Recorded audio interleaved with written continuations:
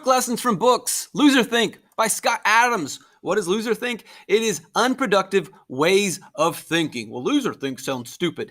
That's loserthink. That's an unproductive way of thinking. Loserthink is really easy to remember and a very quick, concise way of describing unproductive ways of thinking. Let's focus on what the brain focuses on. The brain focuses, according to this excerpt from Scott Adams, and it's true, on flaws, on problems. Your brain has been designed through evolution to focus on what's going wrong, which has been great for the advancement of human civilization.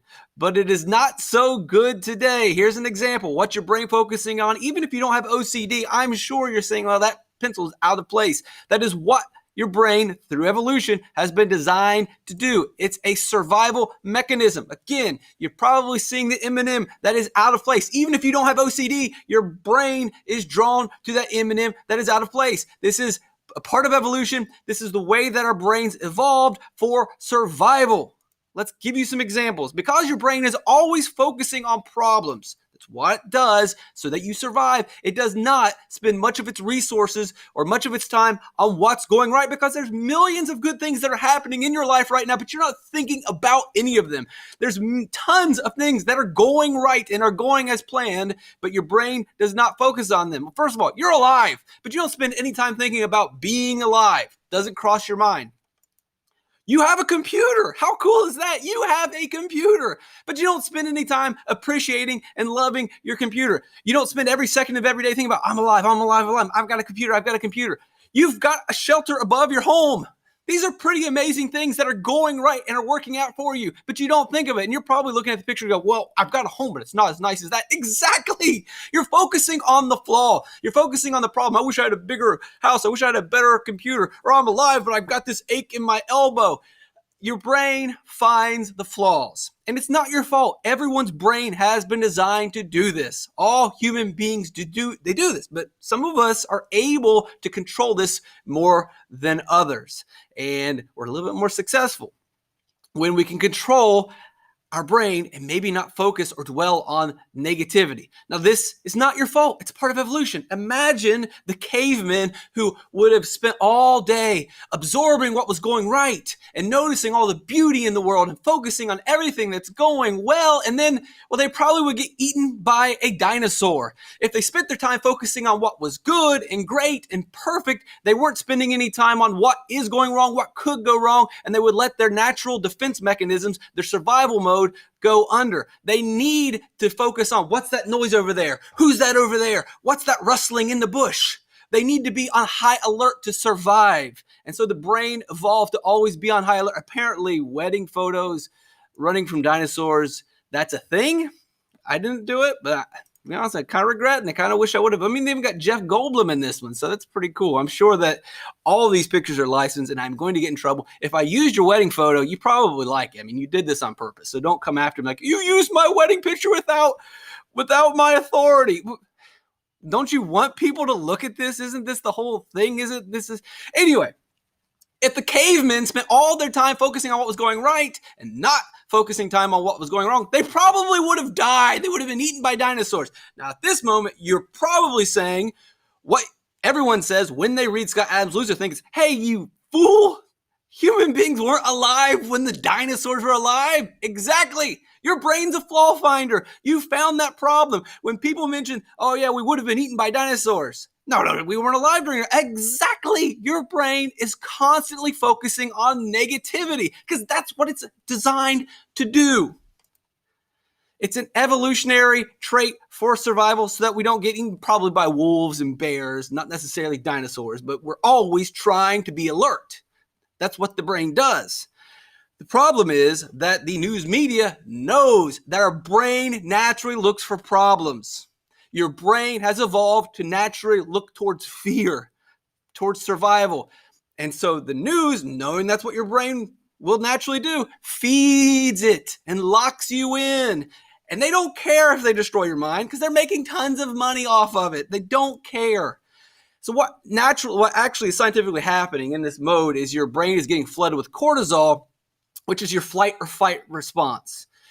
It shocks your body to be hyper alert, to be aware, to survive when it's in danger, which is good. We need cortisol. We need this. I think it's the parasympathetic, or is it the sympathetic, whatever part of the limbic system. You can read Cowan, is he the doctor who talks about that? I'll get to that book later on. Either way, this is not a bad thing. Obviously, if this didn't exist, human race would not have evolved. We wouldn't have a civilization that we have today. But if you're constantly doing this, if you're constantly hooked up to fear and cortisol, it wears the body down. It breaks you down. And then what we have are other systems of the body, mainly the immune system, starts to break down. And then everything in the human body goes haywire because you've been constantly pumped into fear, fight or flight, trauma. I'm scared. And a lot of times it's not real. A lot of the stuff that they're scaring you over, a lot of stuff that they're pumping into your mind, it's not something that you should be in flight or fight mode. Yes, there are times when, hey, I need to escape this mugger. Hey, I'm in a dangerous situation. Hey, I'm scared. I'm running. Something is attacking me. That's a natural time for the cortisol to pump in. But hey, it looks like we got a really scary thunderstorm coming to town. Some of this stuff that they're scaring you over, you don't need to be scared over. And if you're constantly getting hit over the head over and over, it wears the body down and it destroys you. But they don't care because they're getting rich. They're destroying your mind. And it doesn't matter which TV news organization is your team. Both teams are doing it. Both teams are flooding your system with fear and locking you in so that they can sell you to the advertisers. They're getting rich. Your body is breaking down. You are living in constant fear. You're living in constant sadness. Your life is over, but it doesn't have to be. You think that everything's going wrong because your brain focuses on flaws. You think that everything is terrible because you can't see the good things going on.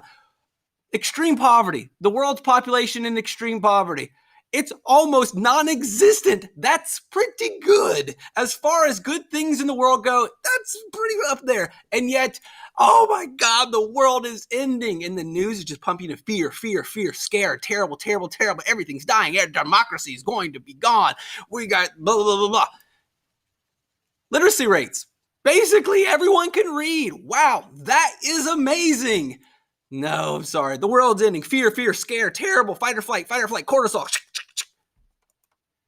I mean, we can look. Extreme poverty, down. Education, up. Literacy, up. Democracy, up. Vaccination, up. Child mortality, down. Everything is good, but you can't see it because you don't step back and try to see it.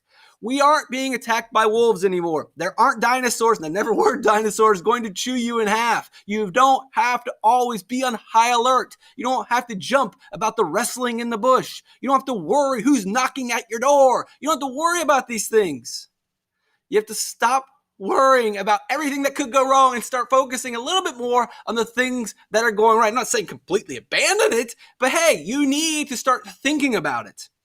You need to understand what is going on here. You can't continue to live this way. Americans cannot continue to live in fear over and over, year after year. This is not going to end. They're not going to stop pumping you with fear. Is the TV news going to say, you know what, we've made enough money, we're going to stop? Did they do that 2 years ago? Did they do that 4 years ago? Did they do that 6 years ago, 8 years ago? When did they stop before? When did they stop? Now, we've got enough money now. You think that now they're going to say, that's it. We've made enough money. We don't need to scare you anymore. We're going to actually tell you really some of these truths, some of these positive. No, they're not going to do that. They're going to let you stay in fear. If you can't think of anything good about a situation, and yet you observe that others can, you might be experiencing loserthink. If you're at a wedding and everyone's having a good time, they're laughing, they're smiling, they're hugging, they're kissing, they love each other, they're having a great time, and yet you're constantly thinking something's going to go wrong or something's wrong, or all I can see is the flaws in this wedding, that's loserthink. If everyone else is seeing some of the positives and you can't, then you need to start thinking differently, because there are positives out there. You don't have to see positives everywhere. You don't have to put on the rose-tinted glasses and pretend that everything is good, but you need to see some of the good. just as it's probably not sane or safe to pretend that everything is good, it's equally crazy to pretend that everything is bad. If they can see some positives, then maybe there's some positives out there. Maybe you're experiencing loserthink or unproductive thinking, always being afraid, always worrying, always seeing the flaws. It's unproductive. Now, Scott Adams says you need to balance out your TV viewing habits, maybe switch back and forth between channels. What my advice would be is just shut it off, turn it off, move on, stop watching the news. And then the next step is to slowly pull away from social media because it's feeding the fear. It's not allowing you to see any of the positives. It is ruining your life. It is ruining the people around you's lives because your life is deteriorating. So all the relationships are deteriorating and the people around them are deteriorating. It's a lot of R's in that word. So stop. You stop, and that's going to make other people's lives better, and then they can make other people's lives better, but you've got to stop. Shut it down. So that's Loserthink. A lot of great self-help ideas in this book. I know Scott Adams may not be liked by some people, and they might assign him to a certain political party, although that would probably be an error on the part of people that like to assign people to certain categories. Either way, this is an interesting book, and you can get some really interesting ideas in it. I would suggest reading it. It's a quick read. It's very humorous. Obviously, the guy has a sense of humor. He wrote Dilbert.